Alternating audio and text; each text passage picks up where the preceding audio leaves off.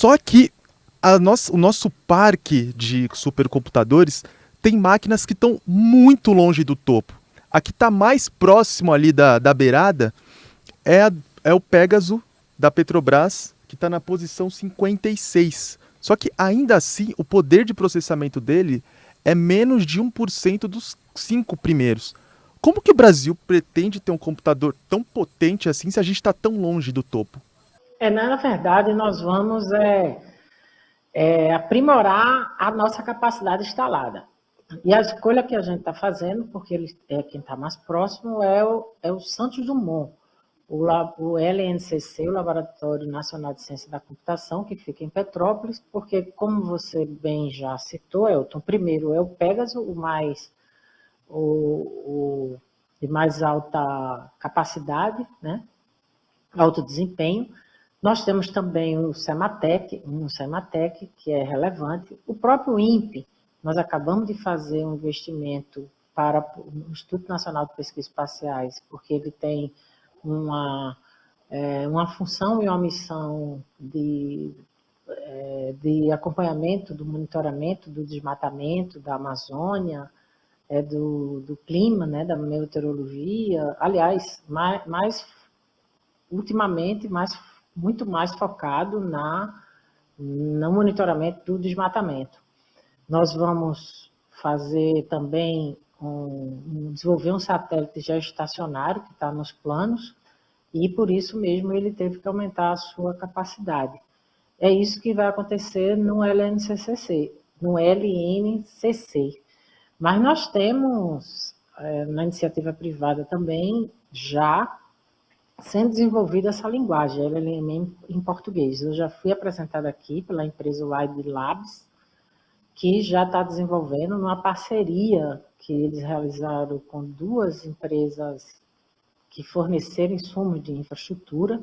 Os dados são brasileiros, eles fizeram isso respondendo à Lei Geral de Processamento de Dados, cumprindo todas as leis de direitos autorais, dizendo as fontes, mas desenvolveram e estavam num estágio bastante avançado, é apresentado. Já foi apresentado aqui a gente, que eles montaram a infraestrutura, uma em Osasco e outra também em São Paulo, não estou lembrada aqui a cidade, mas que já é essa empuxe, né, que está acontecendo no país e que nós vamos garantir que vai ter um computador público, né, para defender a soberania, o interesse nacional, direitos individuais, né, e todos correspondendo a todas as exigências dos marcos legais que se estabeleceram, e será o nosso LNCC. O Pégaso é porque até se pergunta, por que não é logo o Pégaso, já que ele está no estágio mais avançado? Mas é porque ele é muito focado. Só que ele é muito focado na cadeia de petróleo e gás, que terá uma exigência de inteligência artificial própria para a cadeia, né? Então, porque, por exemplo, nós montamos já no Brasil, quando eu assumi, eu acho que nós tínhamos apenas 3 centros aplicados de inteligência artificial, que são recursos do Comitê Gestor da Internet, que é um fundo que é gerido pela FAPESP. Existiam, e nós montamos já nesse período de 1 ano e meio, 7 centros de inteligência aplicada que estão espalhados pelo país, todos eles com desafios diferentes, em temáticas diferentes, para poder montar essa rede, né, que responda à altura desses desafios de ter soluções de IA. Então, por isso mesmo que eles se apresentam como algo factível. Nós estamos partindo da nossa capacidade instalada. Ele é ousado e, ao mesmo tempo, factível. Ministra, eu trago também uma questão aqui que eu acho que não é só minha, acho que muitas das questões que eu vou trazer para a senhora também vêm dos meus pares, né, com quem conversa na academia. E aí uma questão que se levanta também sobre o Santos Dumont é que, por exemplo, ele usa, né, ele é muito baseado em arquiteturas que são CPUs, e aí uma pergunta que se tem hoje é que a inteligência artificial ela demanda mais GPUs, né? Então, que é um tipo de processador específico que acaba tendo alguns chips ainda mais específicos para inteligência artificial. E hoje se tem uma corrida também, quase uma corrida a ouro, né, por esses chips. Então, as grandes big techs comprando assim, centenas de milhares de processadores e falta processador, então eles compram com antecedência. E o Brasil também está pensando nessa questão também de uma infraestrutura orientada à GPU. O Santos Dumont conversaria um pouco com essa infraestrutura e principalmente assim, uma outra questão é como que daria o acesso a essa infraestrutura, porque a gente está falando de uma infraestrutura que é muito cara e precisa ser parruda, e ao mesmo tempo a gente tem uma demanda tanto da universidade, da academia, de pesquisadores, mas também do ramo empresarial, né?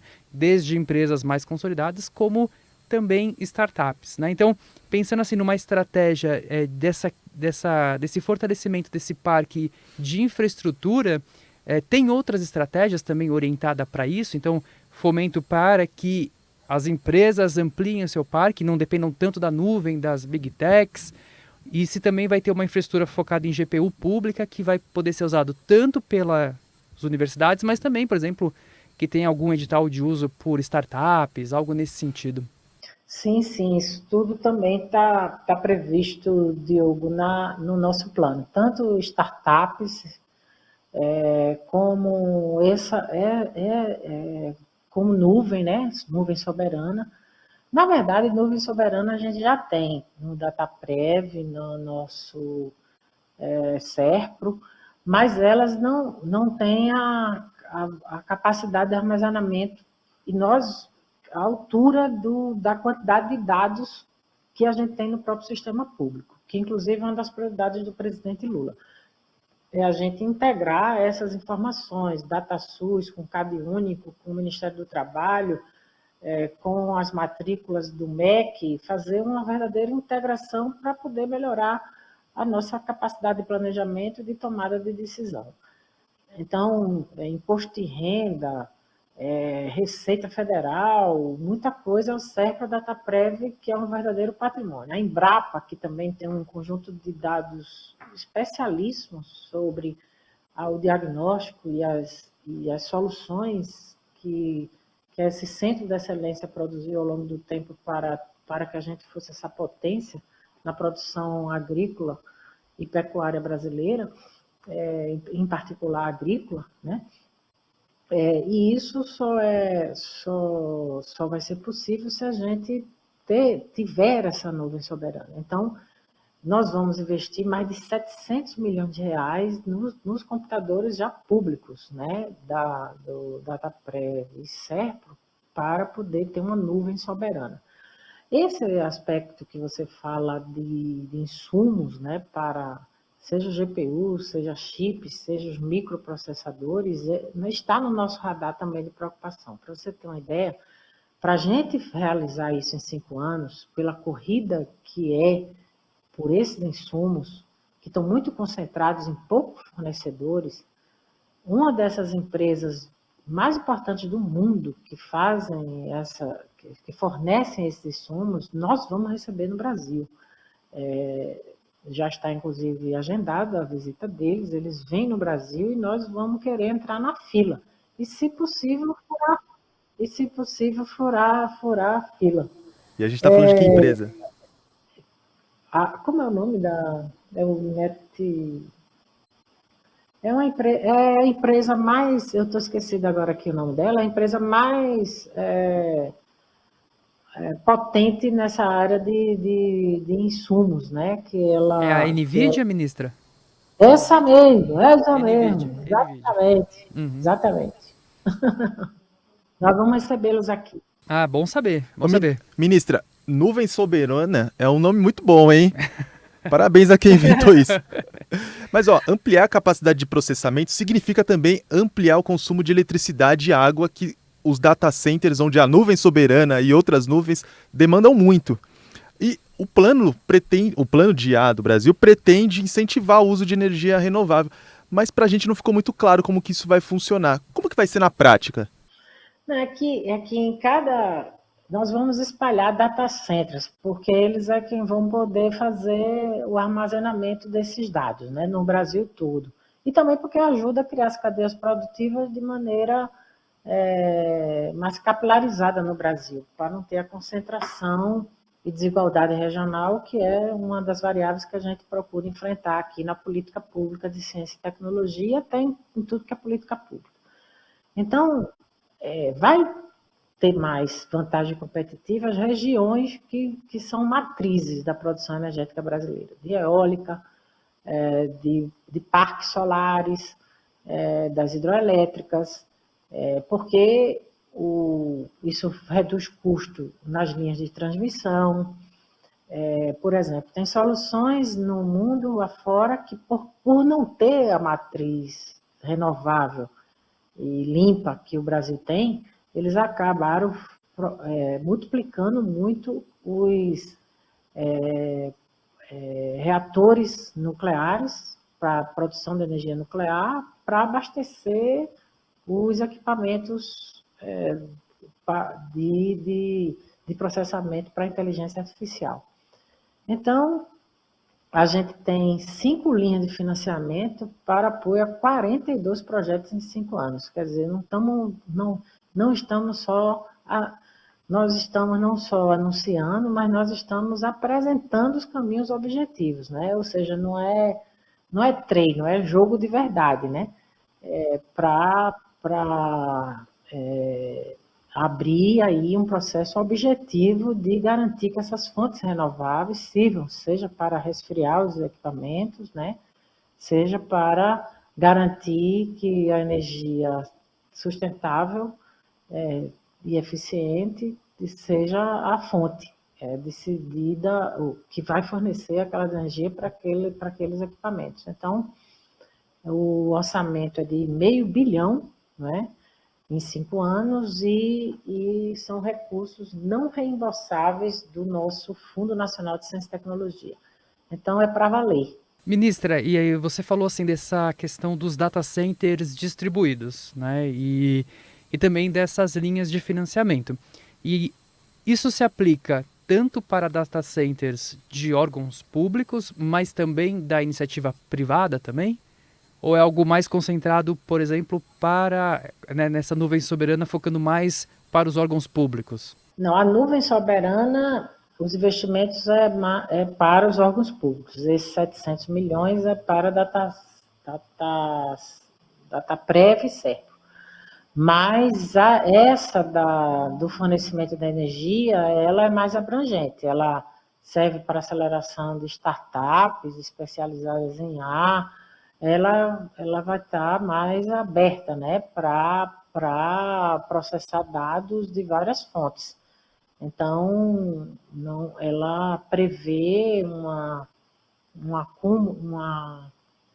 soluções mais abertas, né? No caso específico dos data centers. Obrigado, ministra. E acho que a gente estava conversando agora, né, sobre a nuvem soberana, e é super importante, estratégico, a gente pensar num conceito que acho que o mundo inteiro vem discutindo, que é a questão da soberania digital. E eu acho que a estratégia brasileira, ela foca acertadamente nisso, né, de pensar essa soberania digital, de que a gente tem alternativas como país, como nação.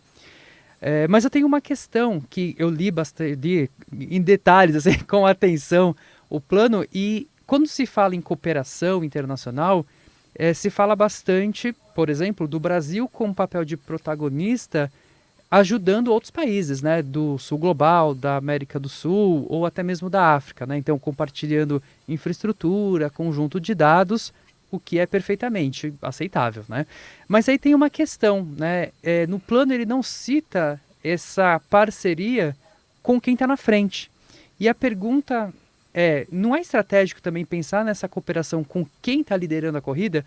Bom, a senhora comentou que vocês vão receber a NVIDIA, né? Que é a principal empresa de chips, mas existe alguma ideia, alguma política, alguma estratégia de também estabelecer laços com as Big Techs, né, para pensar alguma coisa de transferência de tecnologia? Afinal, né, essas Big Techs, elas acabam oferecendo serviços, vendendo serviços no Brasil, E, de certa forma, a gente tem muitos dados organizados que estão na mão deles, né? Não dá pra gente pensar ali numa cooperação, assim, num jogo de ganha-ganha com eles, assim? Qual que é... Assim, não vale a pena pensar nessa estratégia também de cooperação com quem está liderando? A gente, inclusive, Diogo, no processo de montagem do plano, nós escutamos e as grandes empresas participaram. Nós temos e todas as vezes recebi várias aqui, as empresas de TI, né? Grandes plataformas e todas elas, eu fui muito clara, nós estamos abertos, queremos essa troca, isso é um aprendizado mútuo, e concomitantemente, ter o domínio tecnológico. Aliás, na própria NIB, que é a Nova Indústria Brasil, que prevê, que tem como conceito e pressuposto você garantir novas bases tecnológicas, está lá as ferramentas, compra pública e transferência tecnológica, né?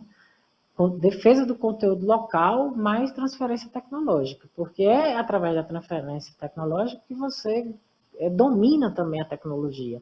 Ou, a melhor das formas, a operação comum, desenvolvimento comum daquela determinada área do conhecimento, como é o caso do Cibers, que é a principal constelação de satélite brasileira, que foi, desde a década de 80, uma parceria que não foi transferência nem foi compra, foi desenvolvimento conjunto que foi com os chineses, né, a constelação Cibers. Tanto é que depois nós mandamos 2 satélites 100% brasileiros para o espaço, que é o Amazônia 1 e o 1B, o Amazônia 1B.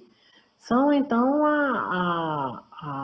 experiências bastante exemplares, né, de como é que pode funcionar bem.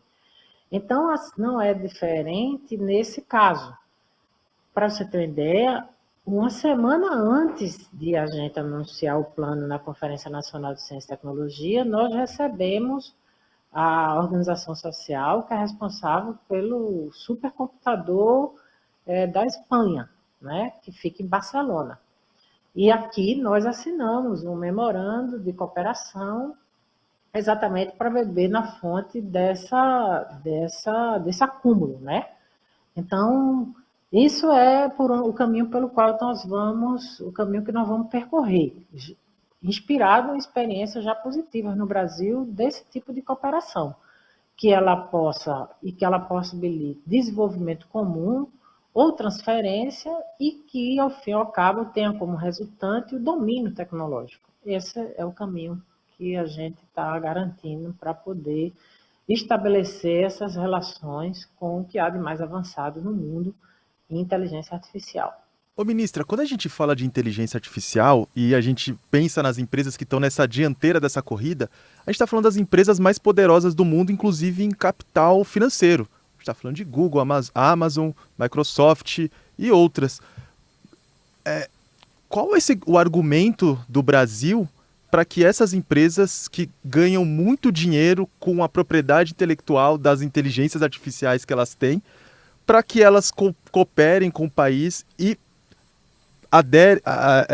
topem fazer essa transferência de tecnologia que está no plano do Brasil? Olha, eu acho que há um interesse mútuo, né, nisso, porque o Brasil é muito atrativo, seja do seu mercado, seja do seu tamanho, nós vamos agora estar na 12ª economia do mundo, e graças às iniciativas e às medidas econômicas que foi possível fazer nesse 1 ano e meio, nós voltamos à condição de 8ª, com a diversidade que nós temos, com o potencial diverso dos potenciais naturais, há inclusive uma grande cobiça, né, pelos nossos dados. Não que nós vamos com isso abrir mão, mas haverá algum tipo de nuance de interseção porque eles desejam, a Amazon tem um mercado imenso no Brasil. Não tem por que não partilhar, né, dos desafios do plano brasileiro. Também nós vamos caminhar com aqueles que queiram caminhar conosco, né? Mas a nossa decisão é essa, a nossa vontade política é essa. E eu percebo que não há resistência por parte dessas grandes empresas nessa direção, pelo também interesse objetivo que tem em partilhar esse novo momento que a gente está vivendo nessa revolução tecnológica. Qual